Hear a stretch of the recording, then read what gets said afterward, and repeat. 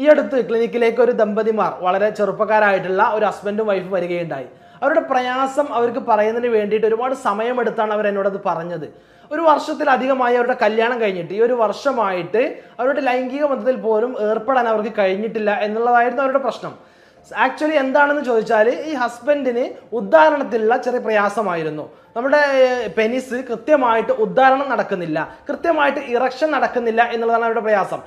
തുടക്ക സമയത്തൊക്കെ ഉദ്ധാരണം നടക്കുകയും എന്നാൽ ലൈംഗിക ബന്ധത്തിൽ ഏർപ്പെടുന്ന സമയത്ത് ഉദ്ധാരണം അവിടെ നഷ്ടപ്പെടുന്നു, സ്ട്രെങ്ത് കുറയുന്നു, അങ്ങനെ കൃത്യമായിട്ട് വജൈനയിലേക്ക് ഇൻസേർട്ട് ചെയ്യാൻ കഴിയാത്ത ഒരു അവസ്ഥയാണ് അവരുടെ. ആ ഒരു പ്രയാസമാണ് അവർ അഭിമുഖീകരിക്കുന്നത്. ഒരു വർഷമായിട്ട് കുട്ടികളൊന്നും ആയിട്ടില്ല എന്നുള്ള വീട്ടിൽ നിന്നും സമൂഹത്തിൽ നിന്നുള്ളൊക്കെ ഒരുപാട് ചോദ്യങ്ങളും ഇതാണ് അവരുടെ മെയിൻ പ്രയാസമായിട്ട് അവർ പറഞ്ഞത്. അതാണ് ഇറക്റ്റൈൽ ഡിസ്ഫങ്ഷൻ എന്ന് പറയുന്നത്, ED എന്ന് എല്ലാവരും പറയുന്ന ഉദ്ധാരണ പ്രശ്നം. ഇതിന് പ്രധാനമായിട്ട് ഉണ്ടാകുന്നത് ഒന്ന് ലൈംഗിക അസംതൃപ്തിയാണ്. ലൈംഗികമായിട്ട് നമ്മുടെ പങ്കാളിയെ തൃപ്തിപ്പെടുത്താൻ കഴിയില്ല, നമുക്ക് ലൈംഗികപരമായിട്ടുള്ള തൃപ്തി ലഭിക്കുകയില്ല.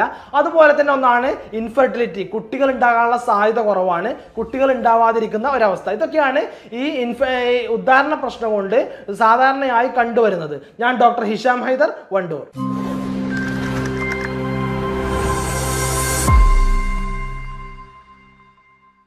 ഏറ്റവും പ്രധാനമായിക്കൊണ്ട് ഈ ഉദ്ധാരണ പ്രശ്നത്തിന് അല്ലെങ്കിൽ ഇറക്റ്റൈൽ ഡിസ്ഫങ്ഷനുള്ള കാരണങ്ങൾ എന്ന് പറയുന്നത് കുറച്ച് കാരണങ്ങളുണ്ട്. അതിൽ ഏറ്റവും പ്രധാനമായിട്ടുള്ള കാരണങ്ങൾ എന്ന് പറയുന്നത് നമ്മുടെ ചെറിയ രക്തക്കൊയലുകൾ അഥവാ കാപ്പിലറീസ് എന്ന് പറയും. ചെറിയ രക്തക്കൊയലുകൾ ഉണ്ടാകുന്ന ബ്ലോക്കാണ്. നമുക്കെല്ലാവർക്കും ബ്ലോക്ക് എന്ന് പറഞ്ഞാൽ അത് നമ്മുടെ കാർഡിയാക് സംബന്ധമായിട്ടുള്ള ബ്ലോക്ക്, അറ്റാക്കാണ് അറിയുക. എന്നാൽ നമ്മുടെ വളരെ ചെറിയ മൈന്യൂട്ട് ആയിട്ടുള്ള ഓരോ ഓർഗൻസിലേക്കും പോകുന്ന കാപ്പിലറീസ് പോലെയുള്ള വളരെ മൈന്യൂട്ട് രക്തക്കൊയലുകളിൽ വളരെ ചെറിയ ബ്ലോക്കുകൾ ഉണ്ടാവുകയും നമ്മുടെ ലൈംഗിക ഭാഗത്തേക്ക് അല്ലെങ്കിൽ ലൈംഗിക അവയവങ്ങളിലേക്ക് കൃത്യമായിട്ട് രക്തപ്രവാഹം, രക്തയോട്ടം നടക്കാതിരിക്കുകയും ചെയ്യുന്നത് കാരണം ഇത്തരത്തിലുള്ള ഉദ്ധാരണ പ്രശ്നങ്ങൾ, ഇറക്റ്റൈൽ ഡിസ്ഫങ്ഷൻ ഉണ്ടാകുന്നു. അതുപോലെ തന്നെയാണ് മറ്റു പ്രധാനപ്പെട്ട കാരണങ്ങളിൽപ്പെട്ടതാണ് ഡയബറ്റിസ് മെലിറ്റസ്. കുറെ കാലമായി പ്രമേഹമുള്ള ആളുകൾക്ക് ഇത്തരത്തിലുള്ള ഇറക്റ്റൈൽ ഡിസ്ഫങ്ഷൻ ഉണ്ടാവാറുണ്ട്. അതുപോലെ തന്നെ കൊളസ്ട്രോൾ ഉള്ള ആളുകൾ, ഞാൻ നേരത്തെ പറഞ്ഞതുപോലെ തന്നെ കൊളസ്ട്രോൾ ഉണ്ടാകുമ്പോൾ കോമൺ ആയിട്ട് നമ്മുടെ ചെറിയ ചെറിയ രക്തക്കൊയലുകളിലൊക്കെ ചെറിയ ബ്ലോക്കുകൾ വരുന്നു. അതുപോലെ അങ്ങോട്ടുള്ള രക്തയോട്ടം കുറയുന്നു, ഉദ്ധാരണ പ്രശ്നം ഉണ്ടാകുന്നു. യൂറിക് ആസിഡിന്റെ അമിതമായിട്ടുള്ള രക്തത്തിൽ യൂറിക് ആസിഡ് ഉയർന്ന അളവിൽ നിലനിൽക്കുന്നത് ഇതിലുള്ള ഇറക്റ്റൈൽ ഡിസ്ഫങ്ഷൻ, ഉദ്ധാരണ പ്രശ്നം ഉണ്ടാവാനുള്ള ഒരു പ്രധാനപ്പെട്ട ഒരു കാരണമാണ്. അതുപോലെ തന്നെ മാനസിക സമ്മർദ്ദം, ആങ്സൈറ്റി എന്ന് പറയുന്ന, നമ്മൾ പല കാരണങ്ങളായിട്ടാണ് ഈ മാനസിക സമ്മർദ്ദം ഉണ്ടാവാറുള്ളത്. ഒന്ന് നമ്മുടെ ഫൈനാൻഷ്യൽ സംബന്ധമായിട്ടുള്ള, നമ്മുടെ ജോലി സംബന്ധമായിട്ട് എന്തെങ്കിലും പ്രയാസങ്ങൾ, നമ്മുടെ ഓഫീസ് തലത്ത് ഉണ്ടാകുന്ന പ്രയാസങ്ങൾ, അല്ലെങ്കിൽ കുടുംബ സംബന്ധമായിട്ട് മറ്റുണ്ടാകുന്ന മറ്റെന്തെങ്കിലും പ്രയാസങ്ങൾ, അല്ലെങ്കിൽ വേറെ എന്തെങ്കിലും പ്രശ്നം കഴിഞ്ഞിട്ടാണ് നമ്മൾ വീട്ടിലേക്ക് വരികയെങ്കിൽ ആ ഒരു പ്രയാസങ്ങൾ, അല്ലെങ്കിൽ ഏതെങ്കിലും ഫസ്റ്റ് സമയത്ത് നമുക്ക് ലൈംഗിക ബന്ധത്തിൽ ഏർപ്പെടുന്ന സമയത്ത് എനിക്ക് എൻ്റെ പങ്കാളിയെ തൃപ്തിപ്പെടുത്താൻ കഴിയുമോ ഇല്ലയോ എന്നുള്ള ഒരു സംശയത്തിൽ നിന്നുണ്ടാകുന്ന ഒരു ആങ്സൈറ്റി. ഇങ്ങനെ പലതരത്തിലാണ് ഈ ആങ്സൈറ്റി കൊണ്ടുണ്ടാവുന്ന ഇറക്റ്റൈൽ ഡിസ്ഫങ്ഷൻ എന്ന് പറയുന്നത്. ഇനി പ്രധാനമായിട്ട് ഇതിലെ ഉദാഹരണത്തിൽ ഉണ്ടാവുന്ന ടൈപ്സ് എന്ന് പറയുന്നത് ഒന്ന് പാർഷ്യൽ ഇറക്റ്റൈൽ ഡിസ്ഫങ്ഷൻ ആണ്, അതുപോലെ തന്നെ കംപ്ലീറ്റ് ഇറക്റ്റൈൽ ഡിസ്ഫങ്ഷൻ ആണ്. പാർഷ്യൽ എന്ന് പറഞ്ഞാൽ വളരെ കുറച്ച് മാത്രം ഉദാഹരണം നടക്കുന്നുണ്ട്, എന്നാൽ കംപ്ലീറ്റ് ആയിട്ട് ഉദാഹരണം നടക്കുന്നില്ല, ഒരു പകുതിയൊക്കെ ആകുമ്പോഴേക്കും ഉദാഹരണം നഷ്ടപ്പെടുകയാണ്. ഇതാണ് പാർഷ്യൽ ഇറക്റ്റൈൽ ഡിസ്ഫങ്ഷൻ എന്ന് പറയുന്നത്. എന്നാൽ കംപ്ലീറ്റ് ഇറക്റ്റൈൽ ഡിസ്ഫങ്ഷൻ എന്ന് പറഞ്ഞാൽ തീരെ ഉദ്ധാരണമേ നടക്കുന്നില്ല, ഉദ്ധാരണം തീരെ നടക്കുന്നില്ല. ഇതൊക്കെ കുറെ കാലമായിട്ട് പ്രമേഹമുള്ള ആളുകൾ, കുറെ കാലമായിട്ട് പ്രമേഹത്തിനും കൊളസ്ട്രോളിനും പ്രഷറിനും ഒക്കെ മരുന്ന് കഴിച്ചുകൊണ്ടിരിക്കുന്ന ആളുകൾ, ഇങ്ങനെയുള്ള ആളുകൾക്കാണ് ഇങ്ങനെ തീരെ ഉദ്ധാരണം നടക്കാത്ത അവസ്ഥ. അല്ലെങ്കിൽ ഏജ് കൂടി വരുന്നതിനനുസരിച്ചിട്ട് ഈ പ്രമേഹമുള്ള ആളുകളിൽ ഒരു 50 വയസ്സിനൊക്കെ ശേഷം തീരെ ഉദ്ധാരണം തന്നെ, നമ്മുടെ പെനിസ് തീരെ ഉദ്ധാരണം തന്നെ ആവാത്തൊരവസ്ഥ. ഇങ്ങനെയാണ് ഇതിൽ ടൈപ്സ് എന്ന് പറയുന്നത്. ഇനി ഈ ഉദ്ധാരണ പ്രശ്നവുമായി ബന്ധപ്പെട്ടുകൊണ്ട്, ഇറക്റ്റൈൽ ഡിസ്ഫങ്ഷനുമായി ബന്ധപ്പെട്ടുകൊണ്ട് നിർബന്ധമായി നാം ചെയ്തിരിക്കേണ്ടത് കാര്യം, ഒന്ന് നാണം വിചാരിച്ച്, മടി വിചാരിച്ച് ഡോക്ടറെ കാണാതിരിക്കരുത്. കാരണം ഡോക്ടറെ കാണാതിരുന്നാൽ ഇത് നിങ്ങളുടെ പ്രയാസമാണ്. നമ്മുടെ ഒരു മനുഷ്യന്റെ എല്ലാ നീഡുകളെയും പോലെ തന്നെയാണ് സെക്ഷൽ നീഡ് എന്ന് പറയുന്നത്. നാം ആഹാരം കഴിക്കുന്നു, ദാഹത്തിന് വെള്ളം കുടിക്കുന്നു, അതുപോലെ തന്നെയാണ് ഒരു സെക്ഷൽ സാറ്റിസ്ഫാക്ഷൻ, സെക്ഷൽ പ്ലഷർ എന്ന് പറയുന്നത് നമ്മുടെ ഒരു മനുഷ്യന്റെ ഒരു നീഡ് തന്നെയാണ്. അതുകൊണ്ട് ഈ പ്രയാസം പറയാൻ മടിക്കേണ്ടതില്ല. കൃത്യമായിട്ട് ഒരു ഡോക്ടറെ, നിങ്ങളുടെ ഡോക്ടറെ കാണുകയും നിങ്ങളുടെ പ്രയാസം മനസ്സിലാക്കുകയും ചെയ്യുക. കൺസൾട്ട് യുവർ ഡോക്ടർ, നിങ്ങളുടെ ഡോക്ടറെ കാണൽ നിർബന്ധമാണ്.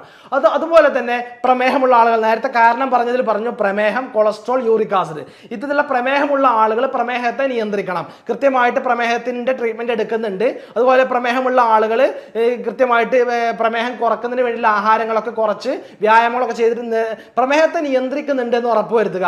കൊളസ്ട്രോൾ ഉള്ള ആളുകൾ, യൂറിക് ആസിഡ് ഉള്ള ആളുകളൊക്കെ അത് ചെക്ക് ചെയ്യുക. അത് ഉണ്ട് എങ്കിൽ അതിനെ കൃത്യമായിട്ട് അതിന് ചികിത്സ ചെയ്യുകയും കൃത്യമായിട്ട് ശ്രദ്ധിക്കേണ്ട കാര്യങ്ങൾ ശ്രദ്ധിച്ച് അത് നിയന്ത്രിക്കുകയും ചെയ്യേണ്ടത് അനിവാര്യമാണ്. അതുപോലെ തന്നെ ഫുഡിൽ, ആഹാരത്തിൽ നാം ശ്രദ്ധിക്കേണ്ട കുറച്ച് കാര്യങ്ങൾ എന്ന് പറയുന്നത്, ഏറ്റവും പ്രധാനമായിക്കൊണ്ട് ആഹാരത്തിൽ നമ്മുടെ നിത്യേന ഉപയോഗിക്കുന്ന fast food, junk food, oily food ഇതെല്ലാം പരമാവധി കുറയ്ക്കുക. കാരണം ഇത്തരത്തിലുള്ള ആഹാരങ്ങളൊക്കെ നമ്മുടെ നേരത്തെ പറഞ്ഞ കാരണം രക്തക്കുഴലുകൾ ഉണ്ടാവുന്ന ബ്ലോക്കുകൾ ഉണ്ടാവാൻ കാരണമാവുന്നുണ്ട്. അതുകൊണ്ട് ഇത്തരത്തിൽ ഓയിലി ഫുഡുകൾ, ബേക്ക്ഡ് ഫുഡുകൾ, ഇത്തരത്തിലുള്ള ഫാറ്റി ഫുഡുകളൊക്കെ പരമാവധി ഒഴിവാക്കുക. കൃത്യമായിട്ട് ആരോഗ്യകരമായിട്ടുള്ള ഇലക്കറികളും പച്ചക്കറികളും വെജിറ്റബിൾ പ്രോട്ടീൻസ് അടങ്ങിയിട്ടുള്ള ആഹാരങ്ങൾ ധാരാളമായിട്ട് കഴിക്കുക. മറ്റൊരു ശ്രദ്ധിക്കേണ്ട കാര്യം എന്ന് പറയുന്നത് വെള്ളം ധാരാളമായിട്ട് കുടിക്കുക. വെള്ളം ധാരാളമായിട്ട് കുടിക്കുന്നതിലൂടെ യൂറിക് ആസിഡ് ഉണ്ടെങ്കിൽ അത് കുറയും, അതുപോലെ തന്നെ കൊളസ്ട്രോൾ ഉണ്ടെങ്കിൽ അത് കുറയും, അതുപോലെ തന്നെ രക്തത്തെ ഒന്നുകൂടെ കട്ടി കുറക്കാൻ, രക്തത്തിൽ ബ്ലോക്കോ ചെറിയ കട്ട പിടിക്കലോ ചെറിയ ചെറിയ ബ്ലോക്കുകളൊക്കെ ഉണ്ടെങ്കിൽ അതിനെ കുറക്കാനും വെള്ളം ധാരാളമായിട്ട് കുടിക്കുന്നത് നമ്മളെ സഹായിക്കും. ഇതാണ് പ്രധാനമായിട്ട് ശ്രദ്ധിക്കേണ്ടത്. അതുപോലെ തന്നെ സ്ട്രെസ്, ടെൻഷൻ, ആങ്സൈറ്റി ഉള്ള ആളുകൾ നമ്മുടെ ടെൻഷനൊക്കെ ഒന്ന് കുറക്കുക. നമുക്ക് കൂടുതൽ എൻഗേജ് ചെയ്യാൻ ഇൻട്രസ്റ്റ് ഉള്ള കാര്യങ്ങളിലേക്ക് കൂടുതൽ മുഴുകുകയും ടെൻഷനെ ഒന്ന് ഫ്രീ ആക്കുക, മാനസിക സമ്മർദ്ദത്തെ ഫ്രീ ആക്കുക. ബന്ധപ്പെടാൻ പോകുന്ന സമയത്ത്, നമ്മുടെ പങ്കാളിയുമായി ബന്ധപ്പെടാൻ പോകുന്ന സമയത്ത് ടെൻഷൻ എല്ലാം മാറ്റി വെച്ചുകൊണ്ട് മറ്റു എല്ലാ കാര്യങ്ങളും, ജീവിതത്തിലെ മറ്റു ജോലിയാണെങ്കിലും മറ്റെല്ലാ കാര്യങ്ങളും മാറ്റി വെച്ചുകൊണ്ട് മാത്രം ഈ ഒരു സെക്ഷൽ ബന്ധത്തിലേക്ക് ഏർപ്പെടാൻ വേണ്ടി തയ്യാറാവുക. അതുപോലെ തന്നെ അവസാനമായി നാം ശ്രദ്ധിക്കേണ്ട ഒരു കാര്യം എന്ന് പറയുന്നത് വ്യായാമമാണ്, എക്സസൈസ്. കൃത്യമായി എക്സസൈസ് എല്ലാ ദിവസവും ചെയ്യുന്ന ആളുകളിൽ ഇത് കുറവായിരിക്കും. നമ്മൾ തന്നെ ഇത്തരത്തിലുള്ള പ്രയാസങ്ങളുള്ള ആളുകളൊന്ന് ശ്രദ്ധിച്ചാൽ മതി. കൃത്യമായിട്ടൊന്ന് എക്സസൈസ് ചെയ്യുക. ഒന്നോ രണ്ടോ ദിവസമല്ല, കൃത്യമായിട്ട് എല്ലാ ദിവസവും എക്സസൈസ് ചെയ്യുന്ന ആളുകൾ, പ്രധാനമായിട്ട് നമ്മൾ ഷട്ടിൽ കളിക്കുന്ന ആളുകൾ, ഫുട്ബോൾ കളിക്കുന്ന ആളുകൾ, അല്ലെങ്കിൽ സൈക്ലിംഗ് ചെയ്യുന്ന ആളുകൾ, ജോഗിങ് അല്ലെങ്കിൽ നടത്തമൊക്കെ ചെയ്യുന്ന ആളുകളിൽ ഇത് കുറവായിരിക്കും.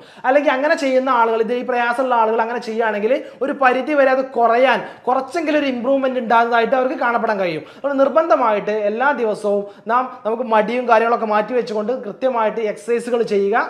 ഇനി ഉദാഹരണ പ്രശ്നവുമായി ബന്ധപ്പെട്ട് ഇവിടെ ശ്രദ്ധിക്കാൻ പറഞ്ഞിട്ടുള്ള കാര്യങ്ങളൊക്കെ ശ്രദ്ധിക്കുകയും കൂട്ടത്തിൽ കൃത്യമായി നിങ്ങൾ ഡോക്ടറെ കണ്ട് ചികിത്സിക്കുകയും ചെയ്യുക.